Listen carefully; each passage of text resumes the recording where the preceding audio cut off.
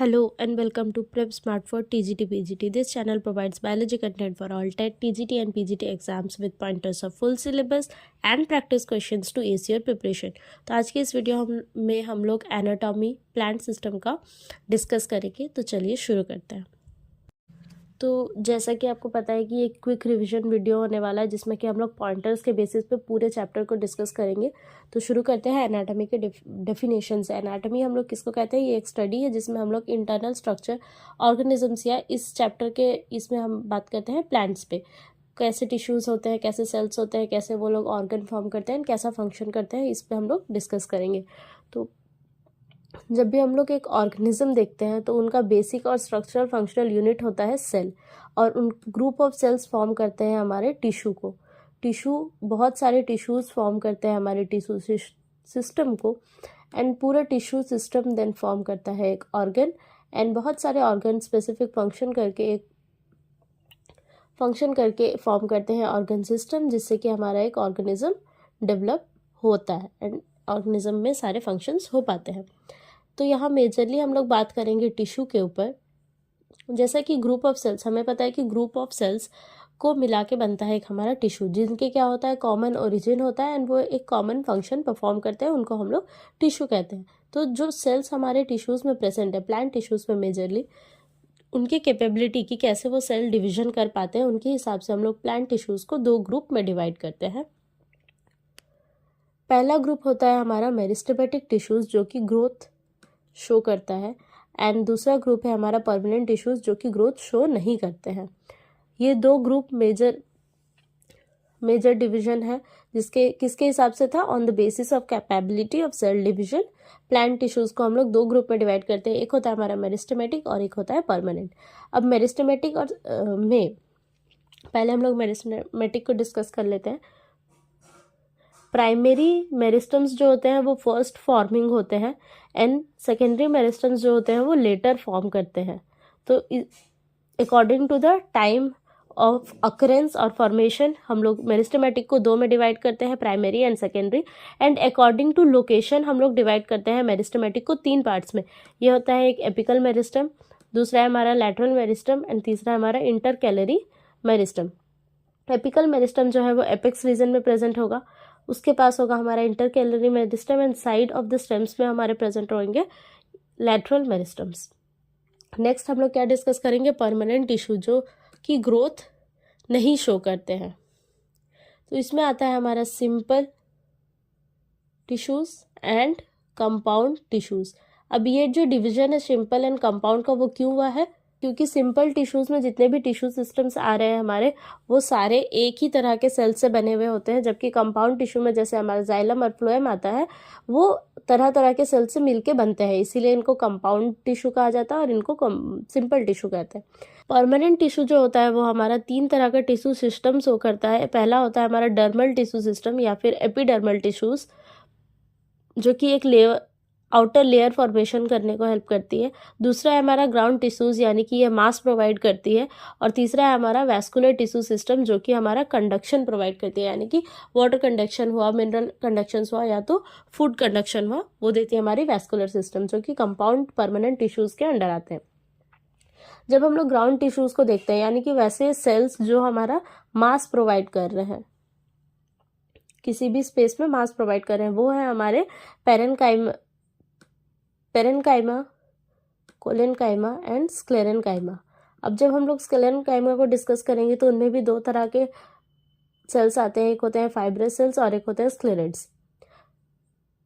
जब हम लोग कंपाउंड, यानी कि कंपाउंड के अंदर आते हैं हमारे वैस्कुलर परमानेंट टिश्यूज़, जिसमें मेजरली दो ही है, एक है जाइलम और एक है फ्लोएम। जाइलम के पार्ट्स अगर हम लोग देखें तो ट्रैकेड्स, वेसल्स, फाइबर्स, पेरेनकाइमा होते हैं, जबकि फ्लोएम के पार्ट हम लोग देखें तो sieve tubes, companion cells, phloem parenchyma और फ्लोएम फाइबर्स होते हैं। आगे हम लोग सारे एक एक पोर्शन को डिस्कस करेंगे। ये हम लोग डायग्राम से देख सकते हैं, ये है एक रूट का apex portion, root apical meristem देखने को मिलेगा जस्ट रूट कैप के ऊपर हमारा प्रेजेंट रहेगा इनिशियल्स ऑफ रूट कैप, जो कि रूट कैप का डेवलपमेंट करेगी नीचे की तरफ।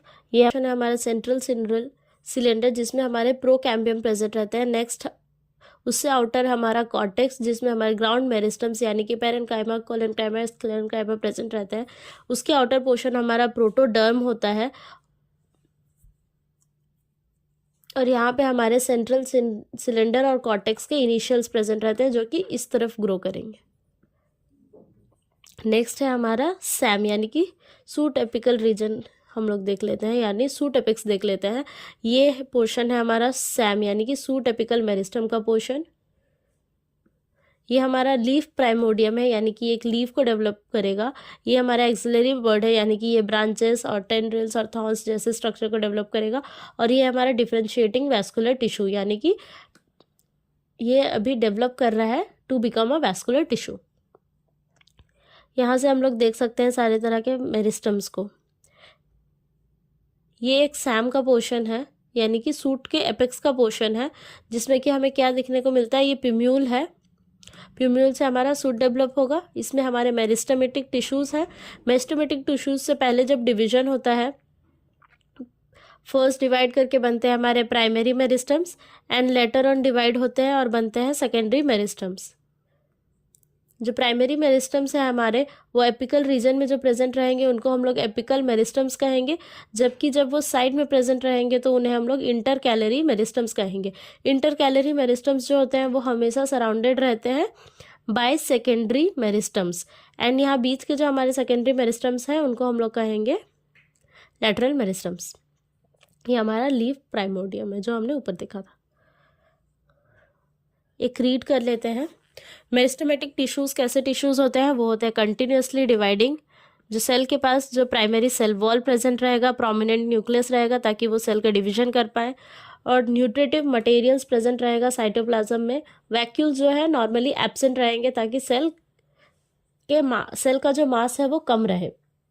बट जब सेल्स एलोंगेट करना चाहेंगे तो वैक्यूल्स जो है वो अपेयर कर जाते हैं। साइटोस्केलेटन भी एब्सेंट रहेगा। लोकेशन वाइज हमने देखा कि मेरिस्टमेटिक टिश्यूज एपिकल पोर्शन में प्रेजेंट रहते हैं, लैटरल पोर्शन में प्रेजेंट रहते हैं एंड इंटरकैलरी पोर्शन में प्रेजेंट रहते हैं। इंटरकैलरी मेरिस्टम्स जो है कैरेक्टरिस्टिक्स फीचर होता है मोनोकॉटिलेडॉन प्लांट्स का। एपिकल मेरिस्टम्स जो है वो root tip and shoot tip में प्रेजेंट रहती है। इंटरकैलरी जो है हमारा लीव्स और बर्ड्स को प्रोड्यूस करते हैं।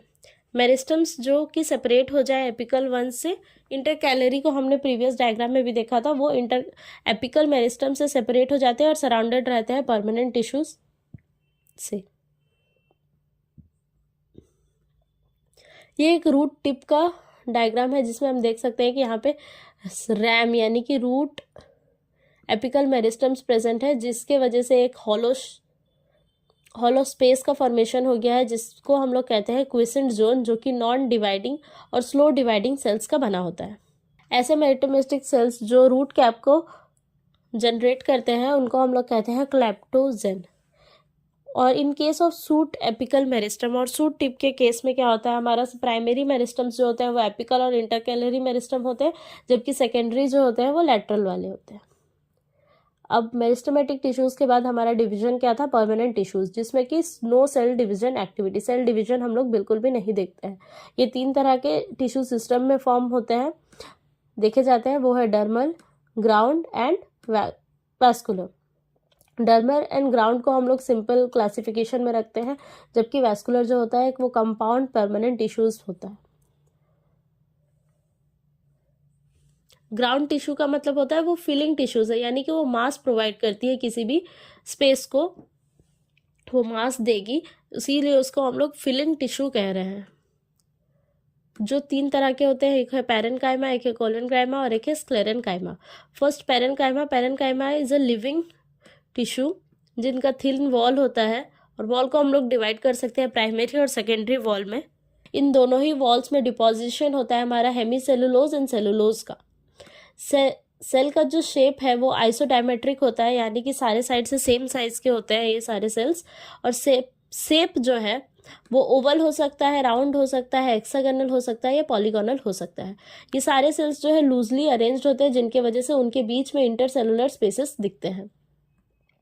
फंक्शन क्या है पैरेन्काइमेटिक सेल्स का, टेम्पररी स्टोरेज करते हैं। ये क्लोरोप्लास्ट प्रेजेंट हो तो फोटोसिंथेसिस करते हैं, जिनको हम लोग क्लोरेनकाइमा कहते हैं। ऐसे पैरेनकाइमा जिनमें क्लोरोप्लास्ट प्रेजेंट है वो है क्लोरेनकाइमा, और सिक्रेटरी फंक्शन से रहता है, यानी कि कुछ केमिकल्स या कंपाउंड से सिक्रीट करते हैं। लोकेशन कहाँ है? ये कॉर्टेक्स, रूट एंड शूट के कॉर्टेक्स में प्रेजेंट रहती है। जो मेसोफिल सेल्स हमारे होते हैं वो भी पैरेनकाइमेटस नेचर के होते हैं, यानी कि जो सेल हमारे लीफ के अपर एपिडर्मल सेल्स के नीचे प्रेजेंट हो, ये हमारा अपर एपिडर्मल सेल है और ये है बिलो एपिडर्मल सेल।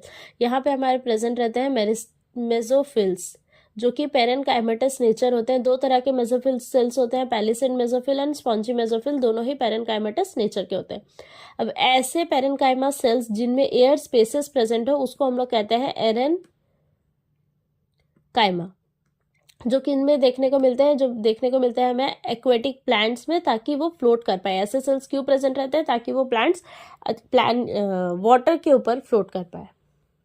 नेक्स्ट है हमारा कोलेनकाइमा। ये भी एक लिविंग सेल होता है जिनका शेप कैसा रहेगा? ओवल, राउंडेड और या हेक्सागोनल रह सकता है, और इनके जो डिपोजिशन है उसमें पेक्टिन, हेमोसेलुलोज एंड सेलुलोज प्रेजेंट रहता है। पेक्टिन जो डिपोजिशन है उसके वजह से जो इंटरसेलुलर स्पेसेस है वो लूज हो जाता है, यानी कि इंटरसेलुलर स्पेसेस लॉस्ट है due to pectin deposition. These are the cells, and यहाँ पे जो इंटरसेलुलर स्पेसेस है उनमें हम क्या प्रेजेंट रहेगा? Pectin deposition. इनका लोकेशन क्या है? ये लीफ बेस में प्रेजेंट रहती है। ये है एक लीफ बेस, यानी कि जहाँ से एक पेटियोल अराइज हुआ है। मैकेनिकल सपोर्ट देती है, फ्लेक्सिबिलिटी देती है फ्रूट्स को, लीव्स को, ताकि वो फॉल ऑफ ना कर जाए। हाइपोडर्मस ऑफ डाइकॉट स्टेम्स में प्रेजेंट रहता है। ये कहाँ प्रेजेंट रहती है? हाइपोडर्मस ऑफ डाइकॉट स्टेम्स में, और इनके पास अगर क्लोरोफिल हो तो ये फोटोसिंथेसिस भी परफॉर्म कर सकती है। नेक्स्ट है हमारा स्क्लेरेनकाइमा। ये डेड रहती है, जब वो मैच्योर कर जाएगी तो ये डेड हो जाएगी। तो parenchyma, chlorenchyma both were living, and sclerenchyma are dead tissues. इनमें डिपोजिशन होता है लिग्निन का। लिग्निन हमें पता है कि लिग्निन कैसा होता है? इम्परमिएबल होता है, यानी कि ये वाटर एंड गैसेस का ट्रांसपोर्ट नहीं होने देगा, जिसके वजह से ये सेल्स जो होते हैं डाई कर जाते हैं, और इनके बीच में एक स्पेस सा फॉर्मेशन होता है, एम्प्टी स्पेस, जिसको हम लोग कहते हैं ल्यूमेन। लिग्निन क्या करती है? It is impermeable to water and gases, thus stopping the transport, the cell dies, living empty space which is called as lumen. और ये डेड मैकेनिकल टिश्यू होती है, यानी कि इनका फंक्शन है मैकेनिकल सपोर्ट प्रोवाइड करना। इनके शेप के अकॉर्डिंग ये दो तरह के होते हैं, एक होते हैं फाइबर्स और एक होते हैं स्क्लेरॉइड्स। स्क्लेरॉइड्स का शेप बहुत डिफरेंट वेराइटीज़ में रहता है, जबकि फाइबर्स जो है वो spindle shape, long and spindle shape के होते हैं। किन में मिलता है? फ्लोएम में प्रेजेंट रहता है, जिसको हम लोग बास्ट फाइबर्स कहते हैं, जो है जिससे हम लोग क्या बनता है? हमारा जूट। ये जूट है, ठीक है। जूट जो हमारा वो बास्ट फाइबर से बनता है। और किसी किसी प्लांट्स में ये जाइलम फाइबर्स में भी देखने को मिलता है, जैसे कि जो कोकोनट का हस्क होता है वो हमारा स्क्लेरेनकाइमस फाइबर्स रहते हैं। नेक्स्ट है हमारा कौन सा शेप रहा? स्क्लेरिड्स। स्क्लेरिड्स बहुत सारे डिफरेंट शेप में प्रेजेंट रहते हैं, जैसे कि ब्रैकिस्क्लेरिड्स, मैक्रोस्क्लेरिड्स, ओस्टियोस्क्लेरिड्स, और एक है एस्ट्रोस्क्लेरिड्स। ब्रैकिस्क्लेरिड्स क्या होता है? वो स्टोन की तरह रहता है, इरेगुलर शेप के हैं, जिनमें लिग्निन का डिपोजिशन है। ये हमारा ल्यूमन पोर्शन है, जो एम्प्टी स्पेस है। किस में देखने को मिलता है हमें? Pulp of guava. गुआवा जब हम लोग खाते हैं उसके पल्प में जो स्टोनी सेल्स आते हैं, स्टोन जैसे पार्टिकल्स आते हैं, वो एक्चुअली होता है हमारा ब्रैकिस्क्लेरिड्स। पल्प ऑफ गुआवा सपोटा या पियर में देखने को मिलता है, ग्रेन्स जैसा सब्सटेंस रहता है, वो है हमारा ब्रैकिस्क्लेरिड्स। नेक्स्ट है मैक्रोस्क्लेरिड्स। मैक्रोस्क्लेरिड्स कहाँ मिलता है हमें? Epidermis of leguminous plants, leguminous seeds में प्रेजेंट रहता है। लेग्यूमिनस सीड्स के एपिडर्मिस में हमारा मैक्रोस्क्लेरिड्स प्रेजेंट रहता है, जो मेजरली ओवल शेप का रहता है। नेक्स्ट है हमारा एस्ट्रोस्क्लेरिड्स, जो कि स्टार लाइक शेप के प्रेजेंट रहते हैं, और ये टी लीव्स में होते हैं, इसलिए मैंने इनको ग्रीन कलर का ड्रॉ किया। नेक्स्ट है ऑस्टियोस्क्लेरिड्स, जो कि सिलेंड्रिकल शेप में रहते हैं, जो कि सब epidermal tissue of leguminous seed में प्रेजेंट है। यहाँ हम देख सकते हैं एपिडर्मस पोर्शन में हमारा मैक्रोस्क्लेरिड्स प्रेजेंट रहता है, जबकि सब एपिडर्मल टिश्यू में प्रेजेंट रहता है ऑस्टियोस्क्लेरिड। नेक्स्ट है हमारा कंपाउंड टिश्यूज। हमने सिंपल टिश्यूज डिस्कस किया परमानेंट टिश्यू के अंडर, एंड अब हम डिस्कस करने जाएंगे कंपाउंड टिश्यू, जो कि वैस्कुलर टिश्यू या कंडक्टिंग टिश्यू भी कहलाता है। इसमें दो तरह के ही टिश्यू होते हैं, एक होता है हमारा जाइलम जो कि वाटर को कंडक्ट करता है, एक होता है हमारा फ्लोएम जो कि फोटोसिंथेटिक प्रोडक्ट को कंडक्ट करते हैं। जाइलम जो डिफरेंट तरह के सेल से बनते हैं, इसीलिए उनको हम लोग कंपाउंड टिश्यू के अंडर डिस्कस करते हैं। तो उनको हम लोग कहते हैं, हर एक जो सेल टाइप है उसको हम लोग कहते हैं जाइलम एलिमेंट्स। फर्स्ट एलिमेंट है हमारा वेसल्स या ट्रैकेट्स।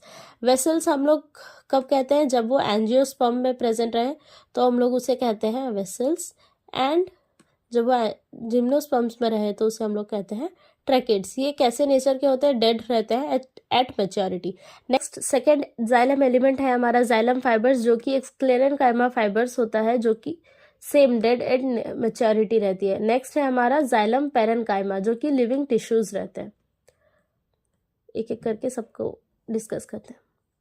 हमने देखा कि एंजियोस्पर्म्स में हमारे जाइलम वेसल्स प्रेजेंट रहते हैं, जबकि जिम्नोस्पर्म्स में हमारे जाइलम ट्रैकेट्स प्रेजेंट रहते हैं। क्या डिफरेंस है वेसल्स में और ट्रैकेट्स में? ट्रैकेट्स जो है हमारा एलोंगेटेड शेप के रहते हैं, यहाँ हम लोग देख सकते हैं एलोंगेटेड शेप के है, जिसमें पिट्स प्रेजेंट है, पिट्स प्रेजेंट है। ठीक है, पिट्स क्या होता है, एरियाज जो होता है जिनमें लिग्निन का डिपोजिशन ना हो, ताकि यहाँ से वाटर का फ्लो हो सके, वाटर का कंडक्शन हो सके, थ्रू ही कंडक्ट होके अपवर्ड जाएगी या जहाँ नीड है वहाँ जाएगी। तो यहाँ वाटर का जो मूवमेंट है वो हमें जिगजैग फ्लो में देखने के मिलेगा, जिसके वजह से ये वाटर फ्लो जो है वो बहुत स्लो होगा। ठीक है, ये हम लोग देख सकते हैं, ये ल्यूमेन पोर्शन है और ये पिट पोर्शन है। Lumen border lignin wall is very thin. यहाँ जो क्या रहता है, ल्यूमेन जो है वो ब्रॉडर है, यानी कि वो बहुत ज़्यादा ब्रॉड है, एंड लिग्निन वॉल जो है बहुत थिन रहती है ट्रैकेट्स के केस में। अब हम लोग देखते हैं कि वेसल्स के केस में क्या है। वेसल्स के केस में भी हम लोग देख सकते हैं, यहाँ पे पिट्स फॉर्मेशन है, और यहाँ पे भी पिट का फॉर्मेशन हम लोग देख सकते हैं, जिसके वजह से वाटर का फ्लो टूवर्ड्स लाइक दिस भी हो सकता है।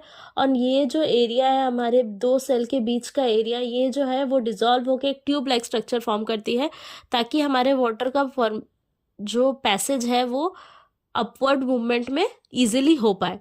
यहाँ तो एंजियोस्पर्म्स के वेसल्स में क्या होता है, मूवमेंट अपवर्ड होती है स्ट्रेट वे में, जबकि जिम्नोस्पर्म्स के ट्रैकेट में जो है अपवर्ड होती थी, बट एज अ जिगजैग वे। तो यहाँ पे हमारा मूवमेंट हम लोग वेसल में क्या देख पाते हैं कि वाटर का मूवमेंट जो है वो वेरी फास्ट रहता है, और lumen in the case of the cells narrow रहेंगे, और लिग्निन का वॉल जो रहता है वो थिक रहता है। तो ये था major difference between angiosperms vessel and gymnosperms tracheid. Both are xylem element. Typical xylem का पार्ट देख सकते हैं, जिसमें वेरियस जाइलम के एलिमेंट्स शो हुए हैं। ये हमारे जाइलम के पैरेनकाइमा सेल्स है, जो कि अटैच रहते हैं जाइलम वेसल से। ये जाइलम वेसल है, ये हमारा पिट पोर्शन है जो कि अटैच रहता है बाकी सारे जाइलम वेसल्स के साथ। ये हमारे जाइलम के फाइबर्स हैं। फर्स्ट फॉर्म जाइलम जो होता है, जो पहले फॉर्म करता है, उसको हम लोग कहते हैं protoxylem, and later formed xylem को कहते हैं मेटाजाइलम। प्रोटोजाइलम में कैसा रहता है, वेसल्स जो हमारे रहते हैं वो रहते हैं smaller in size than metaxylem. Major function क्या रहता है, conduction of water and water transported due to translational pull. Next vascular tissue system आता है हमारा फ्लोएम का।